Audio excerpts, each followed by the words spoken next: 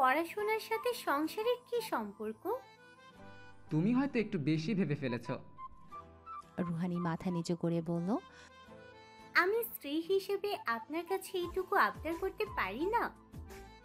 আরাফ স্থির দৃষ্টিতে রুহানির দিকে তাকিয়ে রইল। রুহানি পুনরায় বলল।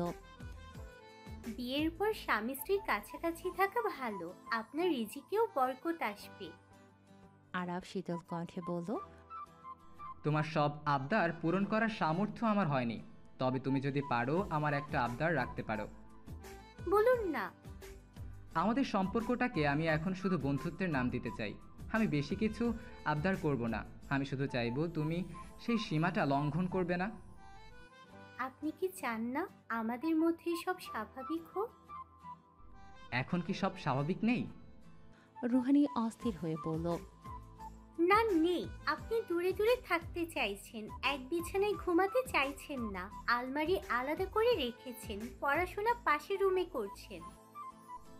আমি এসবের এক্সপ্লেনেশন দিয়েছি তোমাকে। কিন্তু আমি অন্য কারোর সম্পর্কে এমন কিছু দেখিনি। অন্যদের সম্পর্ক আর আমাদের সম্পর্কটা আলাদা। অন্যদের সাথে আমাদের কেন মেলাতে চাইছো তুমি? রুহানি চমকে উঠল আরাফের কথায়। মুহূর্তেই তার মুখটা রাঙা হয়ে গেল। চোখের সামনে ভেসে উঠল অতীতের সেই ভয়ঙ্কর দিনগুলোর কথা। আরাফ কি এজন্য তার কাছে আসতে চাইছে না? রুহানি বেশ অধৈর্য হয়ে উঠল। সে আজ উত্তর নিয়েই যেন শান্ত হবে। সে আরাফের কাছে এসে ক্ষীণ কণ্ঠে বলল। বারবার কেন বলছেন এই কথা? আপনি নিজেই বলেছেন আপনি আমাকে পছন্দ করেন, আমার অতীত জেনেই আমাকে বিয়ে করেছেন, তাহলে কেন আলাদা ভাবছেন আমাকে? আরাফ চুল খামচে ধরে মুখ ঘুরিয়ে নিল। রুহানি আরাফের কাঁধে হাত রেখে বলল। আমার অতীতের কারণে কি আপনার আমার কাছে আসতে সংকোচ হচ্ছে? আরাফ রুহানের দিকে শূন্য দৃষ্টিতে তাকালো। ক্ষীণ কণ্ঠে বলল। তোমার কি এটাই মনে হচ্ছে? তাছাড়া আলাদা কেন ভাবছেন আমাকে? ঠিক আছে, তুমি যা চাও তাই হবে। রুহানি আরাফের দিকে তাকালো। আরাফ রুহানির হাত ধরে তাকে বিছানায় বসালো। বিনা অনুমতিতেই রুহানির কাছে এলো সে। আরাফের স্পর্শে কোনো অনুভূতি পাচ্ছে না রুহানি, কিন্তু আরাফ তাকে কথা বলার কোনো সুযোগটাও আর দিল না। রুহানির অধর ছুঁয়ে দিল সে। রুহানি স্তব্ধ হয়ে গেল। তার চোখ ছলছল করে উঠল। আরাফের স্পর্শে কোনো ভালোবাসা নেই। মনে হচ্ছে যন্ত্রের ন্যায় বাধ্য হয়ে রুহানির কাছে এসেছে আরাফ। রুহানের চোখ মুখ শক্ত হয়ে গেল, তবে আরাফকে বাধা দিল না সে। সুযোগ দিল অতীত ভুলিয়ে দেয়ার, কিন্তু আরাফের যান্ত্রিক স্পর্শ যেন অতীতের ক্ষতটা আরও বাড়িয়ে দিল। মানুষটার চোখে মুখে কোনো ভালোবাসাই দেখতে পায়নি রুহানি। সে শক্ত করে জড়িয়ে ধরল আরাফকে। আরাফের ঘাড়ে চুমু খেল। ভাবল এই আহ্বানে অন্তত সাড়া দেবে তার প্রিয় মানুষটি। কিন্তু রুহানি তো আজ নতুন করে একজন প্রাণহীন পুরুষকে আবিষ্কার করছে। আরাফ এমন আচরণ কেন করছে?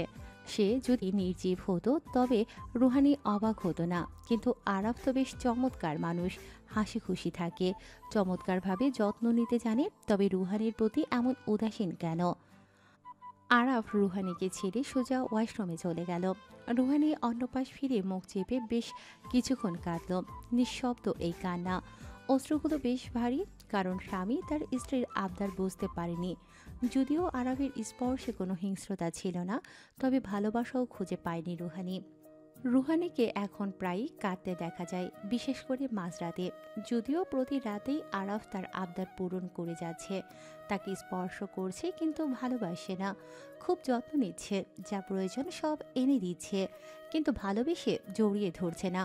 খুব প্রয়োজনীয় বিষয়ে টুকটাক কথা বলছে, কিন্তু মিষ্টি করে দু চারটে প্রেমের কথা বলছে না। প্রতিবারই রুহানির পক্ষে কথা বলছে। রুহানির জন্য কারো বিরুদ্ধে যেতে হলে তাও যাচ্ছে, কিন্তু রুহানিকে হৃদয়ে বাঁধতে পারছে না। রুহানি তো এখন ধরেই নিয়েছে এটাই হয়তো ভালোবাসা। সংসার বোধ হয় এমনই হয়।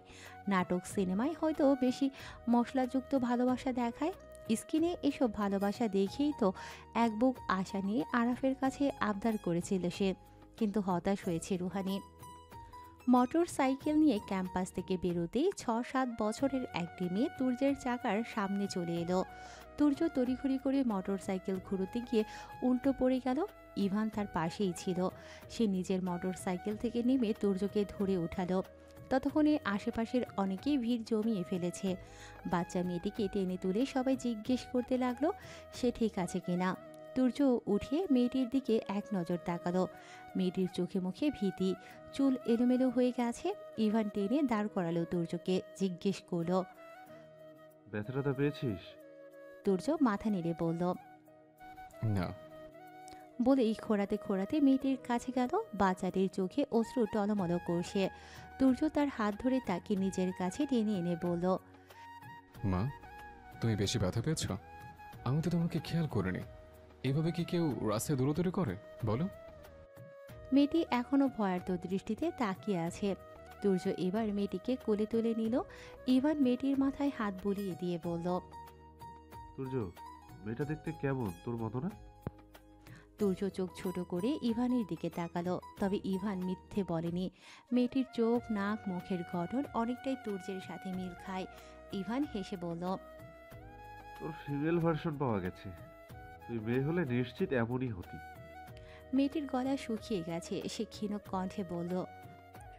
আঙ্কেল, আমাকে একটু পানি খাওয়াবে? তুর্য বলল। ও মা, কেন খাওয়াবো না? ইভান ব্যাগ থেকে পানির বোতল বের করে এগিয়ে দিয়ে বলল। কি ভদ্র বাচ্চা। বিয়ে করে এরকম একটা নিয়ে আয়, আমরা একটু আঙ্কেল হই। আমাকে এসব কুবুদ্ধি দিস না। বিবাহিত দুই পুরুষের জীবন দেখে আমার বিয়ের স্বাদ মিটে গেছে। মেয়েটি পানি খেয়ে ইভানকে বোতল এগিয়ে দিয়ে বলল। Thank you. ইভান বুকে হাত দিয়ে বলল। ও রে, কি কি বাচ্চা, ম্যানার্স আছে। তুর্য বলল। তুই ম্যানারলেস দেখে কি পৃথিবীর সব বাচ্চা ম্যানারলেস হবে? তুর্য এবার মেয়েটিকে বলল। তোমার নাম কি মা? তুন্না করিম। ওয়াও, কি কিউট নাম। তোমার বাবা মা কোথায়? বাবা তো নেই, কিন্তু মাকে পাচ্ছি না। কেন? জানি না, আমি হাঁটতে হাঁটতে মা হারিয়ে গেছে। আঙ্কেল, আমার মা অনেক কান্না করবে আমাকে না পেলে। তাই তুমি কাঁদবে না? না, আমি তো ব্রেভ গার্ল। ইভান ও তুর্য একে অপরের দিকে তাকিয়ে বলল। পণ্ডিত। তুর্য তরুণাকে কোল থেকে নামিয়ে তার মোটরসাইকেল ভালোভাবে দেখে বলল। ঠিকই আছে। এই বলে মোটরসাইকেলে উঠে বসলো সে, সাথে তরুণাকেও বসালো।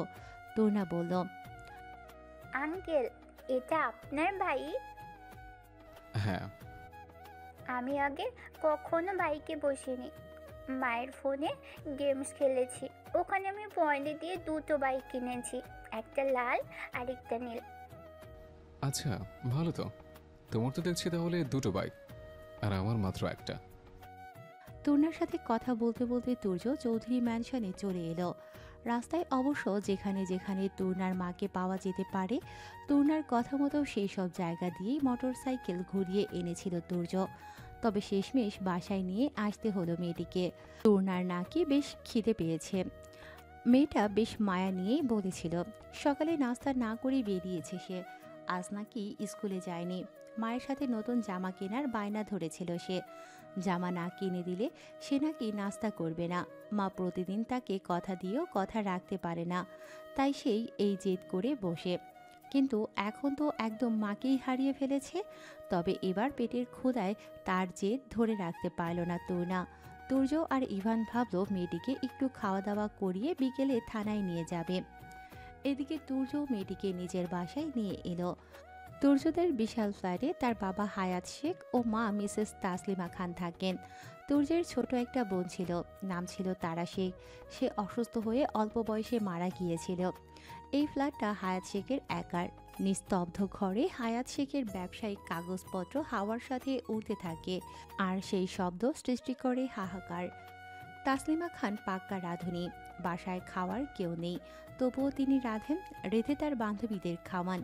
বান্ধবী অবশ্য মিসেস তাওসিফ এবং ইভান ইমানের মা মিসেস রিক্তা। তারাই আয়েশ করে খান। হায়াত শেখের ডায়াবেটিস, নিয়ম করে খেতে হয় তাকে।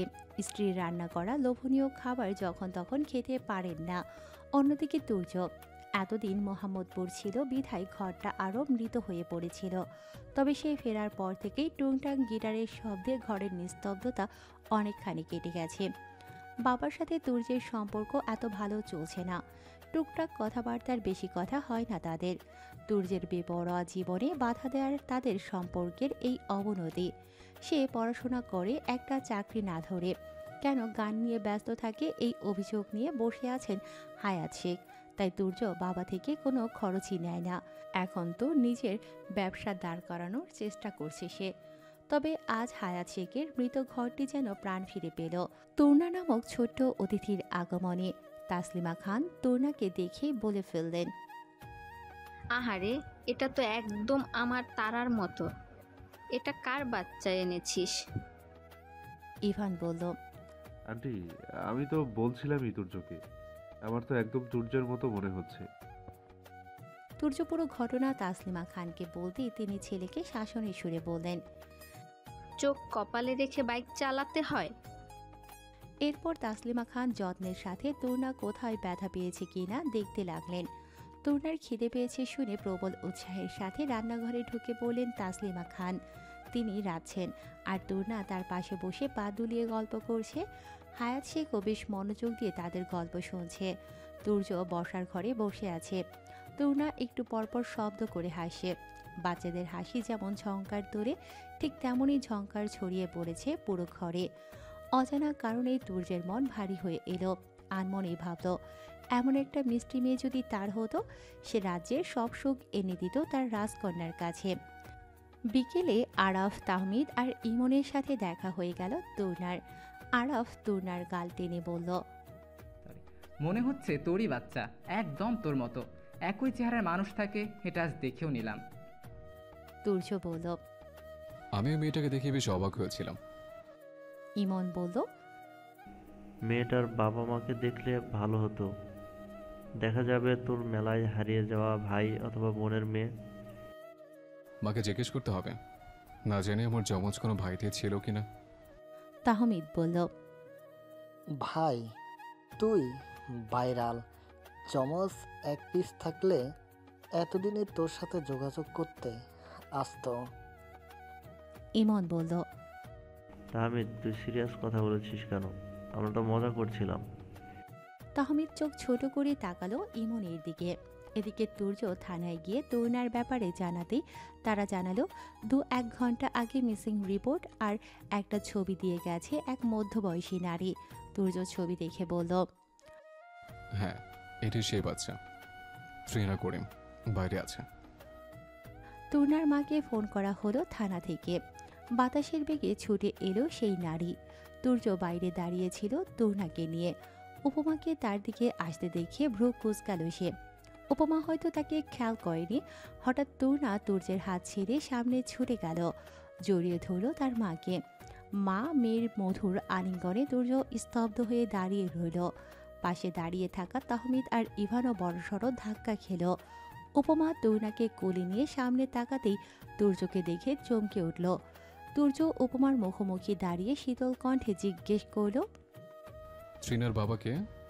উপমা চুপ করে রইল।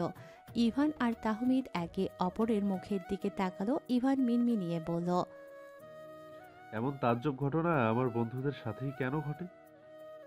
তাহমিদ হতাশ কণ্ঠে বলল, তুই হয়তো কুফা, তোর বন্ধু হয়ে আমাদের কপালে আজ এরকম সুনির্দশা। তুর্য ও উপমা একটি রেস্টুরেন্টে মুখোমুখি বসে আছে।